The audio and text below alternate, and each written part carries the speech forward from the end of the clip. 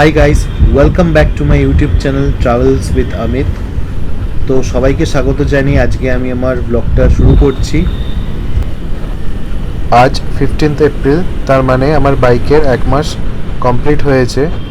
Kawasaki নিয়ম আছে, বাইকের যদি কেনা থেকে 1 মাস বাদে বা প্রথম 1000 কিলোমিটার কমপ্লিট হলে বাইকটার ফার্স্ট সার্ভিসিং ডিউ হয়ে যায়, তো তবে বাইকের ওয়ারেন্টিগুলো পাওয়া যায়। তো এখন আমি আমার বাইক নিয়ে যাচ্ছি কাওয়াসাকির সার্ভিস সেন্টারে, যেটা তপসিয়াতে আছে। ভিডিওটার শুরুতেই আমি বলে দিই, কাওয়াসাকি কিন্তু কোনো ফ্রি সার্ভিস দেয় না। যেমন অন্যান্য কোম্পানি ইয়ামা প্রথম ফার্স্ট 3টে সার্ভিস ফ্রি দেয়, তেমনি কাওয়াসাকি যেহেতু ওটা প্রিমিয়াম ব্র্যান্ড, তো এর কোনো ফ্রি সার্ভিসিং থাকে না। আর সার্ভিসিংগুলো এক্সপেন্সিভই, যতটা আমি শুনেছিলাম। আর ভিডিওর শেষে আমি বলে দেবো যে কত আমার ফার্স্ট সার্ভিসিংয়ের খরচা লেগেছে এই বাইকটার জন্য, আমার কাওয়াসাকি 300 মডেলটা। আর স্প্লিট ওয়াইজ ডিটেলসে আমি বিস্তারিতভাবে ভিডিওটির শেষে আমি আপনাদের বলে দেবো সার্ভিস হয়ে যাওয়ার পরে। আর যারা নিনজা 300 কেনার প্ল্যান করছেন, তো তাদেরকে আমি টিপস অ্যান্ড ট্রিক্স হিসেবে বলে দিতে চাই। তো নিনজা 300-এর জন্য যেটা সার্ভিস চার্জ পড়বে আর যেটা নিনজা 650-র জন্য পড়বে, তা কিন্তু অলমোস্ট সেম, হয়তো 1000-2000-এর তফাৎ হবে, এর থেকে বেশি নয়। তো এটা ভাববেন না যে নিনজা 650-র সার্ভিস চার্জ নিনজা 300-এর ডবল হবে। তো সেই কারণে আপনারা যদি মনে করেন যে 650 কিনতে চান, তো 650 কিনতে পারেন, দুটোর মধ্যে সার্ভিসের বিশাল কিছু তফাৎ নেই। তো সেই তুলনায় আমার মনে হয়েছে যে নিনজা 300-এর জন্য কোম্পানি একটু বেশি চার্জ করছে। কিন্তু অ্যাট দ্য সেম পয়েন্ট আমি BMW 310 RRও চালিয়েছি। তো দুটো বাইকের মধ্যে যদি আমি কম্পেয়ার করি, নিনজা 300 মাচ বেটার বাইক, কারণ এর সিটিং পশ্চার অনেক কমফোর্টেবল। আর তার থেকেও যেটা আমার ভালো লেগেছে বা পছন্দ হয়েছে, বাইকটা কিন্তু খুবই স্মুথ। যেহেতু একটা ইনলাইন ডুয়াল সিলিন্ডার, তো তার জন্য বাইকের স্মুথনেসটা অনেক বেশি। এই ভিডিওটির ডেসক্রিপশানে আমি দিয়ে দেবো আমি বাইকটা কোথা থেকে কিনেছি। Speed Kawasaki, Kolkata. সম্ভবত একটা শোরুমই আছে, যেটা বেগবাগানে। আর আমি তপসিয়াতে যাচ্ছি এই বাইকটাকে সার্ভিস করাতে, মানে কাওয়াসাকিরই সার্ভিস সেন্টার আছে। তো যা আমি অ্যাড্রেস দিয়েছি জিপিএসে, তো একদিকে দেখাচ্ছি ইএসডি এইসব বাইকের সার্ভিস সেন্টার, তো তার ঠিক উল্টো দিকে। তো আমি আগে গিয়েছিলাম তপসিয়ার দিকে গাড়ি সার্ভিসিংয়ের জন্য, মারুতি।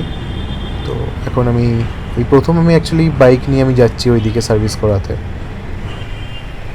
আর এই বাইকটাতে আমি আপাতত 25-এর কাছাকাছি মাইলেজ পাচ্ছি সিটি এরিয়াতে। তো আমি বলবো 300 সিসি আর স্পোর্টস বাইক ক্যাটাগরি অনুযায়ী যথেষ্ট ভালোই মাইলেজ দিচ্ছে। অনেকে বলে যে এই বাইকের মাইলেজ সেরম নয়, ভালো নয়। তো 25 মাইলেজ পাওয়া মানে যথেষ্ট ভালো মাইলেজ। আর সোজা দেখাচ্ছে বাইপাস আর তপসিয়া যাওয়ার ব্রিজ, তো আমি ওটাই ধরবো। আপনারা ব্রিজ আর ফ্লাইওভারের মধ্যে গুলিয়ে ফেলেন? আমি সবসময় গুলিয়ে ফেলি।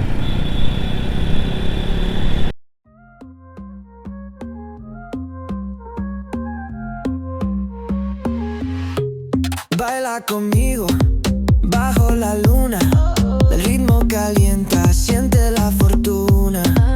De sol y fuego, pasión en la arena. Tu movimiento es pura candela.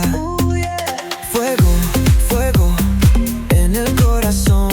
Fuego, mueve, mueve sin condición. La noche llama, siente la explosión. Fuego, fuego, nuestra canción. Sun-kissed bodies, dancing in the glow. Heat of the summer, letting it go. From the player to the disco lights, we keep it moving all through the night. Fuego, fuego, en el corazón. Fuego, mueve, bebe sin condición. La noche llama, siente la explosión. Fuego, fuego. হ্যাঁ, যেটা বলছিলাম, bridge আর ফ্লাইওভারের মধ্যে পার্থক্য, দুটোর মধ্যে আমি সবসময় গুলিয়ে ফেলি। তো আপনাদের যদি কারোর জানা থাকে ব্রিজ আর ফ্লাইওভারের মধ্যে, আপনারা কমেন্টে আমাকে জানাতে পারেন। তো কখনো কখনো আমি ফ্লাইওভারকে ব্রিজ বলি, আবার ব্রিজকে ফ্লাইওভার বলি। মনে হচ্ছে সার্ভিস সেন্টারটার কাছাকাছি আমি চলে এসেছি। অনেক সময় জিপিএসও ট্রিপ করে, ঠিকঠাক লোকেশন দেয় না। তো অনেক বছর আগে আমি এসেছিলাম গাড়ি সার্ভিসিংয়ের জন্য। তো এখানেই আশা করি কাছাকাছি কোথাও একটা হবে। ম্যাপ দেখাচ্ছে এখান থেকে ডান দিক নিতে হবে। ম্যাপ দেখাচ্ছে সামনে ওই লাল বাড়িটা আছে, ওখানেই ওর লোকেশন। তো আমার লোকেশন তো এখানে শেষ হচ্ছে। আর একটু এগিয়ে কাউকে জিজ্ঞেস করে দেখবো যে এক্স্যাক্ট কোথায় আছে। দেখে তো এগুলো ওয়্যার হাউস কারখানা টাইপেরই মনে হচ্ছে আমার। দেখি আগে একটু এগিয়ে কোথাও একটা আছে, জিজ্ঞেস করে কাউকে। হ্যাঁ, গাড়ি দেখতে পাচ্ছি এখানে, কিছু রিপেয়ারিং কিছু হচ্ছে, দেখি।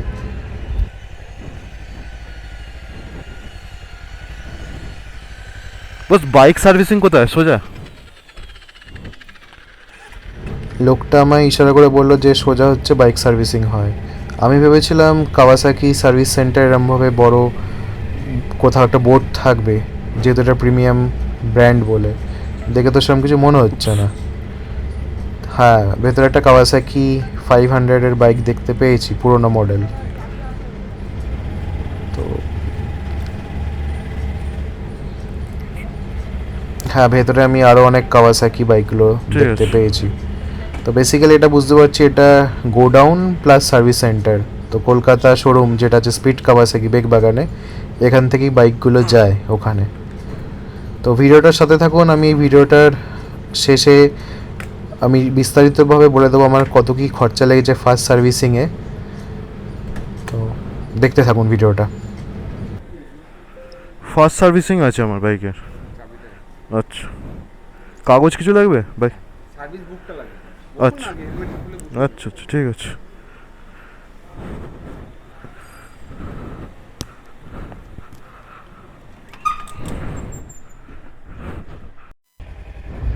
তো আমার বাইকের ফার্স্ট সার্ভিসিং কমপ্লিট হয়েছে। তো আমি এই ভিডিওতেই বাইক চালাতে চালাতেই আমি বিস্তারিতভাবে আমি বলবো যে কী সার্ভিসিংয়ের জন্য কী কস্ট লেগেছে, করে আমি টোটাল সামও বলবো যে এত টাকা আমার লেগেছে। আর ইন্ডিভিজুয়াল কী কী সার্ভিস ওরা কভার করেছে, যেমন হচ্ছে লেবার চার্জ একটা, তারপর অয়েল চেঞ্জ, ফিল্টার চেঞ্জ, এগুলো আমি বিস্তারিতভাবেই বলবো। তো আমি সার্ভিসিংয়ের ভিডিও আপনাদের দেখাতেই পারতাম এই ভিডিওতে, কিন্তু যেহেতু দেয়ালে লেখা ছিল ফটোগ্রাফি স্ট্রিক্টলি প্রহিবিটেড, তো আমি তাদের পলিসির রেসপেক্ট রেখেছি, হয়তো পারমিশন নিলে হয়তো হয়ে যেত। তবে এদের ওয়েটিং এরিয়া ট্রিটমেন্ট খুবই ভালো। যেমন আমি এতক্ষণ এসি রুমেই ছিলাম, আর আমাকে বলেছিল যে আমি যদি বাইক নিয়ে 10টার মধ্যে পৌঁছতে পারি তো তাহলে ফার্স্ট হাফেই বাইকটা দিয়ে দেবে, কারণ এদেরও রাশ থাকে। এরা শুধু সানডে ক্লোজড, তো আজকে শনিবার, তো অনেকের ছুটি ছাড়া থাকে, ভাবে সানডেতে বাইক দিয়ে দেবো। কিন্তু যেহেতু এরা স্যাটারডে অবধি ওপেন, মানডে টু স্যাটারডে, তো আমি স্যাটারডেতেই এসেছি। আর আমাকে বলেছিল যদি আমি বাইক সকাল 10টায় দিয়ে দিই তাহলে 12টার মধ্যে এরা সার্ভিসিং কমপ্লিট করে দেবে।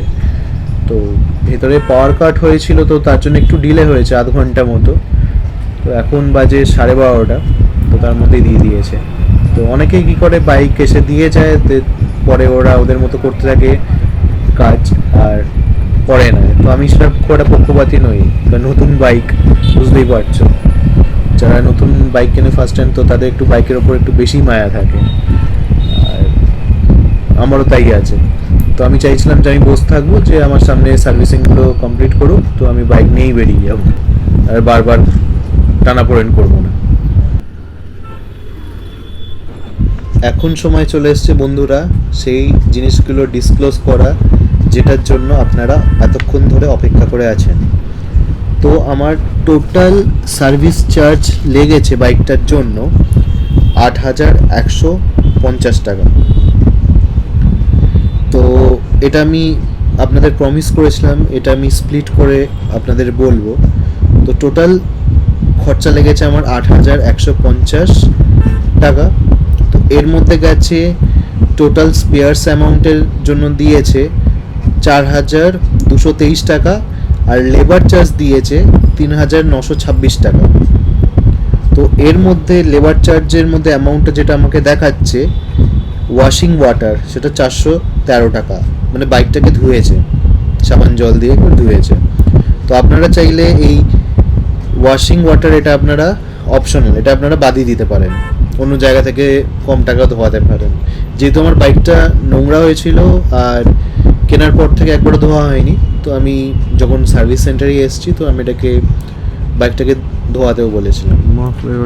আর কনজিউমেবলস বলে বলছে, তো তাতে লেগেছে 175.82, আর chain lube and chain cleaning বলছে 293 টাকা, আর অ্যাক্সেসরিজ ফিটমেন্ট তার জন্য নিয়েছে 354। আপনি দেখবেন যে আমার বাইকের হ্যান্ডেলের ওখানে একটা লিভার গার্ড লাগানো আছে দু সাইডে, তো আমি এটা এক্সট্রা অ্যাক্সেসরিজ আমি লাগিয়েছি, তো সেটার ফিটিং চার্জ নিয়েছে 354।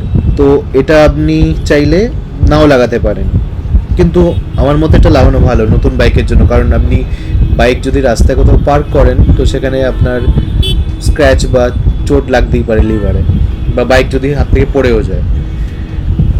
আর ফার্স্ট সার্ভিসিংয়ের জন্য নিয়েছে 2690 টাকা, এটা মনে হয় আমার মানে ওদের শুধু লেবার চার্জ 2690।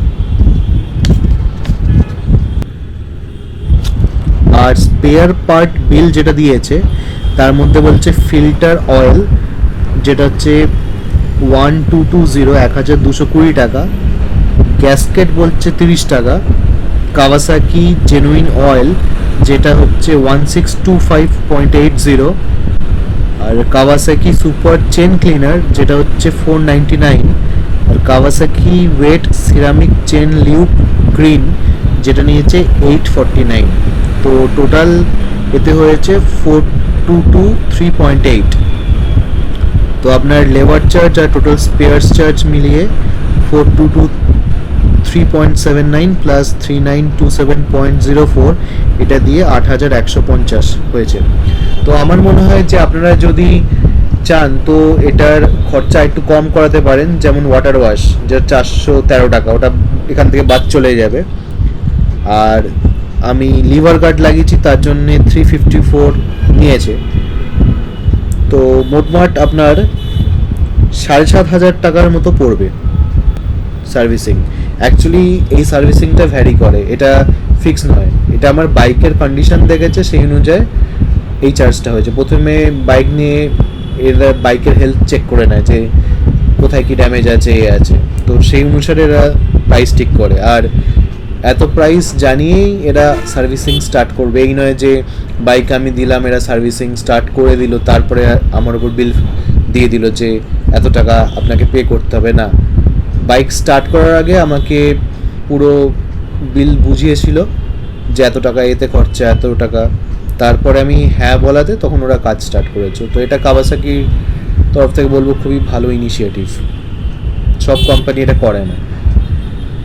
তো ভিডিওটা এতক্ষণ দেখার জন্য thank you.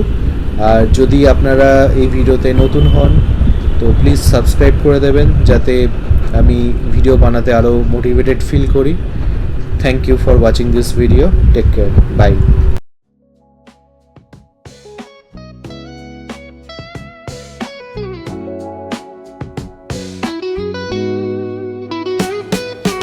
Concrete drains where the neon glows. Every block tells a tale the whole city knows. Rhythms in the shadows where the cold